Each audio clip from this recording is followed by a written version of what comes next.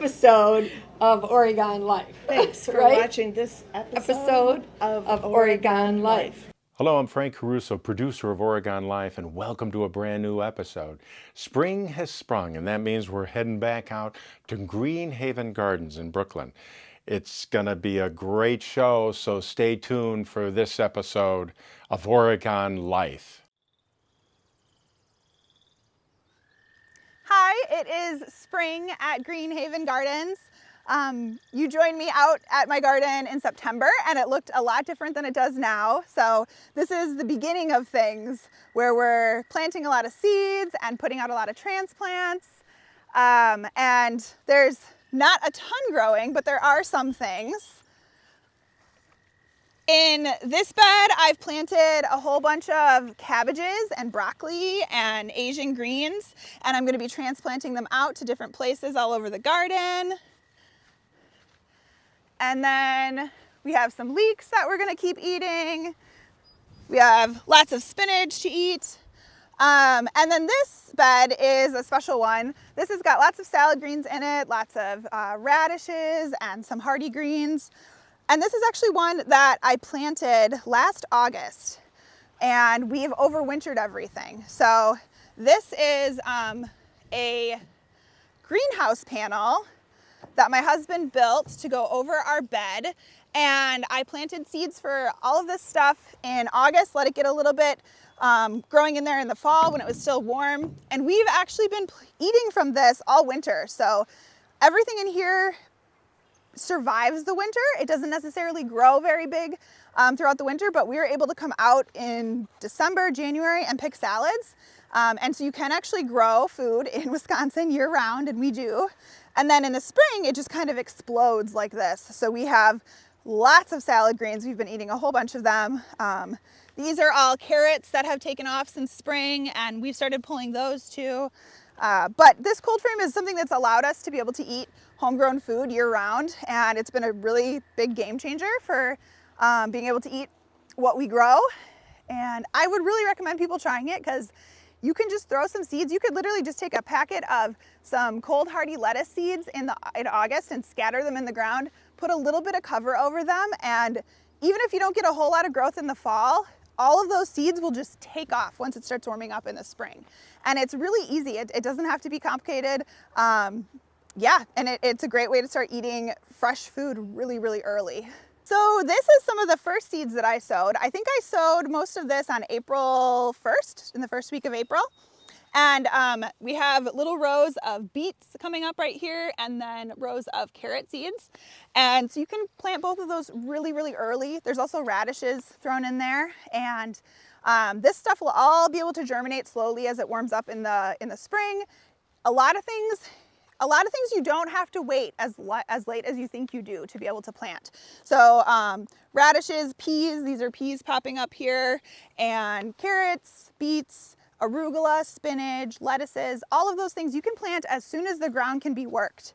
And so what that term means is that as soon as your soil is dry enough that it doesn't clump together when you pick it up, as soon as it's dry like this, you can plant anything that says as soon as the soil can be worked. That's good to go. And so you can get a pretty early head start on your garden. And you know, this year we had a really quick warm up in April. So I came out and I threw a whole bunch of seeds in the ground and it got cold again, but all of this stuff is completely tolerant of cold. So it's been growing, it's been germinating, and it'll just mean that we get an earlier harvest of those things and can start eating them more quickly. So this is our garlic, and Dylan and I planted this late last fall. We actually got it in pretty late this year. I think it was in November. And you plant garlic in the fall here. So you can break up your head of garlic, you break it up into the little cloves, you pop it in the ground in the fall before the ground freezes. And then you can throw some straw mulch on it and it grows slowly over the winter underground. And then as soon as it starts warming up, it shoots up and it just takes off. And so this is looking like a good crop. I have been saving my seed from my garlic for a couple years, but my original seed came from a company called Keene Garlic that is out of Madison, and I love them. So if you want to support local, I'd highly recommend buying your seed garlic from Keene. They have fantastic heirloom varieties. They have a lot of varieties that are bred specifically for culinary, and they have a range of really interesting flavors, from super spicy garlic to super mild, and makes really good roasting garlic. My husband is literally obsessed with garlic, and so we have we plant hundreds of cloves each year, and every time a recipe says whatever the number is of cloves, so it's four cloves of garlic, Dylan puts in double. So we need to grow a lot of garlic. So we grow a lot of annual vegetables. That's what we grow in our garden over here. But we are really trying to focus on getting a lot of perennial vegetables too, and fruits. But one of our favorites is asparagus. And so we have our asparagus coming up here. This is a purple variety that's really beautiful. And we planted this in 2021, so these are 2 years old. And asparagus is something that once you plant it, you can have a patch that will produce for about 30 years if it's in a good spot. And so we don't have to do anything to this anymore after we planted it. And you plant crowns of asparagus, which are mature plants basically that someone's dug out of the ground, and they kind of look like an octopus. That's just a root system. So we trenched in, we dug deep holes and put in the roots, and then kind of piled on dirt slowly. And then after about 3 years is when they recommend that you should start eating your asparagus. So you can't eat it right away. That's how a lot of perennial crops are. You have to wait till it matures, until the plant's really healthy to be able to harvest from it. But after that, so many of these things like fruit trees and berry bushes and rhubarb, strawberries, they just keep coming back year after year. So it's, work in the initial, and you maybe have a little bit of delayed gratification there. But after you're done, I mean, it's such an easy thing to grow because you don't have to do any more work. So spring is always really, really busy time. And a lot of that is because I start most of the plants that I grow for my garden from seed myself. And I've been doing that for many years. And probably, 8 or 9 years ago when I started planting tomatoes, if anyone has started tomato plants themselves at home, you know that you need to plant some extra seeds because you sometimes have some germination issues.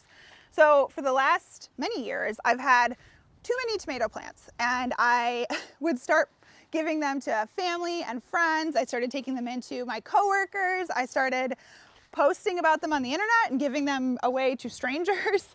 And it's just something I really love to do because I really want to show people all of the different tomatoes that you can grow and how easy they can be to grow.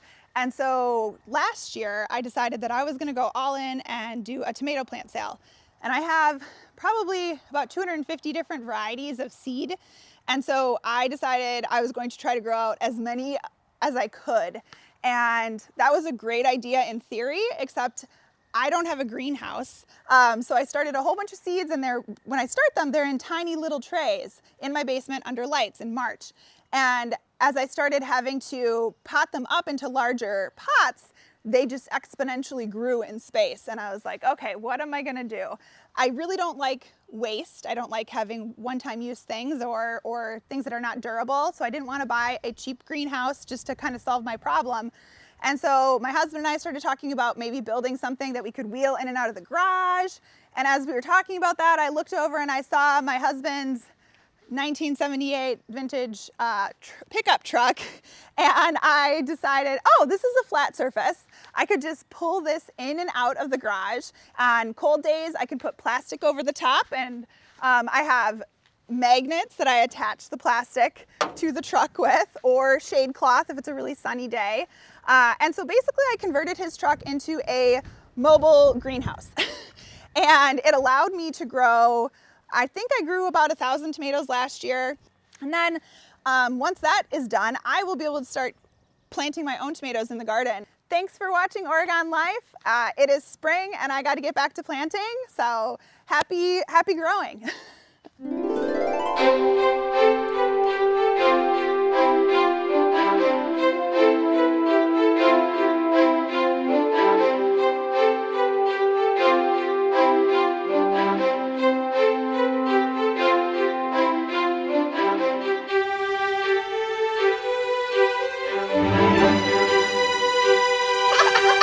Watching this episode of Oregon Life. Thanks for Right? watching this episode Episode of Oregon Life.